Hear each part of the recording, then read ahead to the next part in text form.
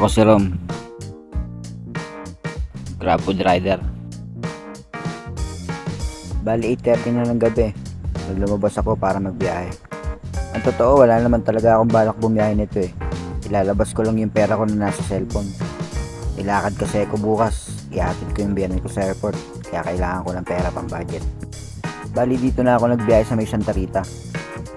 Bali second time ko palang magbabiyahe rito. Testing ko lang. Total, kalalabas ko lang naman at saka ilalabas ko lang naman yung pera ko. Siguro mga 10 minuto na ako nung nandito ako sa may palengke ng Santa Rita. Katabi nito yung eskwelahan.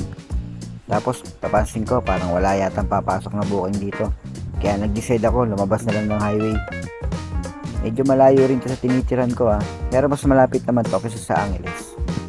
Sana maging okay yung biyahe ko rito. Kahit testing lang. Saka Sabado sana marami rin booking dito.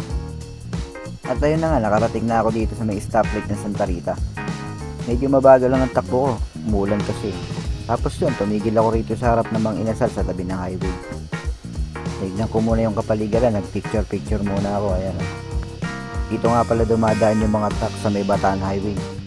Bataan Highway ba tawag dito? Hindi ko alam, basta. Tapos tinignan ko kung anong store ang available dito.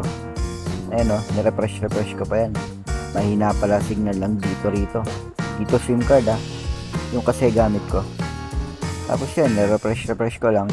Antay ka lang signal pero mahina talaga. Walang mangyayari dito kapag gaganto. Buti testing lang tong araw na to. Hindi to katulad na biyahe ko na regular. Tapos yun, naisip ko.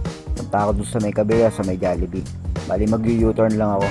Kaya lang nung start ko na, ayaw na naman umandar. Palyado na kasi yung mga switch ng motor ko na to eh. Kumbaga palitan na siya. Tapos yun, nakuha rin sa hilot. So ayan mga idol, ikot muna ako dito papuntang Jollibee.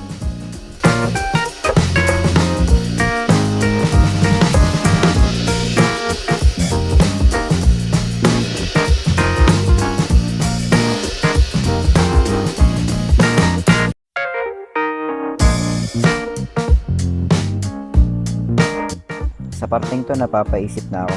Parang gusto kong ipapalit na lang yung top up ko na nasa cellphone. Tapos di na ako magbiyahe. Umuulan-ulan na rin kasi tsaka sobrang hina ng signal pala dito. Hindi ko lang alam sa Globe at tsaka sa Smart kung malakas.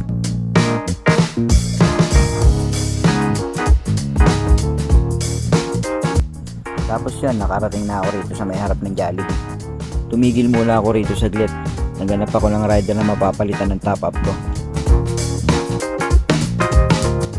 Tapos yun, may nakita ako, rider. Kaya ginawa ko, bumaba ako muna ng motor tapos nilapitan ko. Kaya lang nung palapit na ako, bigla naman may pumasok na booking sa akin. Ayan yung joking. Kaya yun, tinignan ko muna. Tapos pinuntahan ko na rin. Di na rin natuloy yung pagpapalit ko. Total, napasukan na rin naman ako.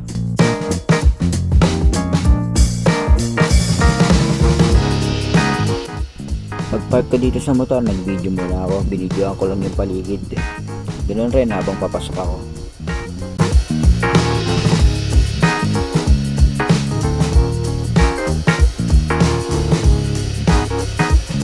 Tapos yun, nandito na ako sa loob. Ito masaklap eh. Mahina talaga signal. Mahina na signal sa labas, mahina pa signal sa loob. Bali may mga kasama din akong rider dito. Ayan, dalawa. Yung isa natapos na, chowpan lang naman din yung kanya. Tapos yung isa naman nag-follow up. Kanina pa raw siya dito. Ang totoo sa mga oras na to, matagal na talaga. Halagang 400 pesos lang yung order ko.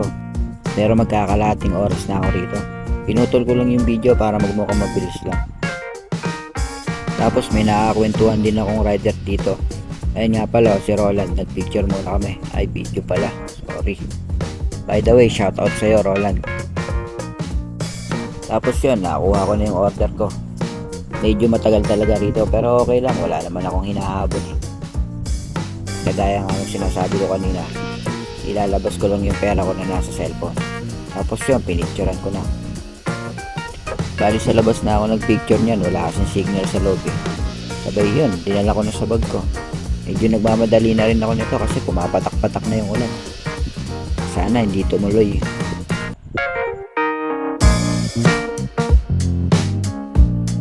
At ayun na nga, sumibat na ako. Baka lumakas pa yung ulan eh.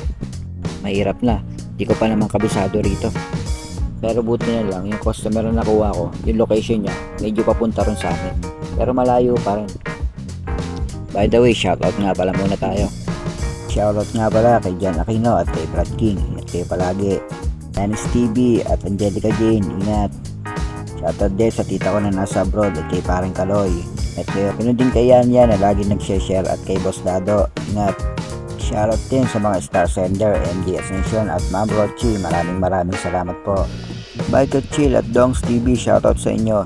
At dito sa dalawang to, Koreanang Hilas at kay Ma'am Daisy, maraming salamat sa inyo. Sumabog yung notification ng personal account ko, ang hirap na tuloy, nalilito na ako. Pero maraming salamat sa inyong dalawa, kundi dahil sa inyo, hindi dadami yung mga followers ko. At yun, at nakarating na nga ako dito sa pin location ng customer ko. Kaya lang may problema, wrong pin yata yung customer ko, hindi ko pa siya makakontak. Ito talaga ang mahirap kapag hindi mo alam. Bali yan, kinokontak ko na yung customer ko. Bali nagre-reply naman siya. Kaya lang mahirap yung description na binibigay niya. Pero okay lang, isang biyahe na lang to. Pagkatapos nito, uuwi na rin ako. Hindi na ako uulit. Yun, sabay batchi na.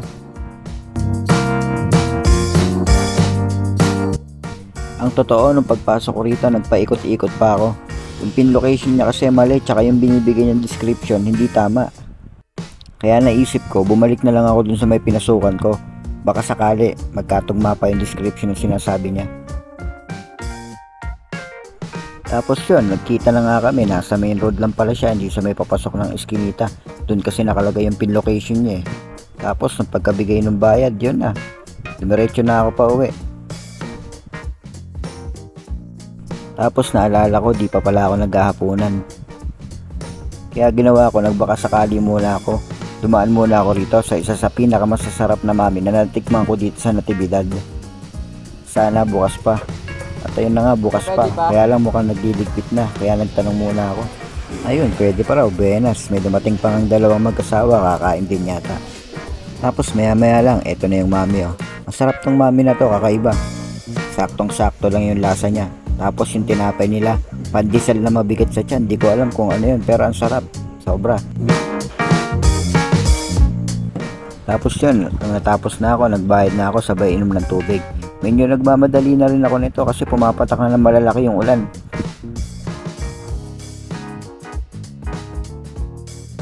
Pagkatapos yan, diretso na to, wala na makakapigil sa pag-uwi ko. Ilakad pa kasi bukas, tsaka maaga pa ako gigising. Ihahatid ko kasi yung biyanan ko sa airport sa may Ninoy Aquino Terminal 2. Alas 9 pa ng umaga flight niya, kaya kailangan maaga akong gumising. Kasi dito pa kami sa Pampanga manggagaling, baka mauli siya. So paano? Pagkatapos na tong video ko, kung nakarating ka rito, follow mo naman. Konti pa lang followers ko eh. Baka naman.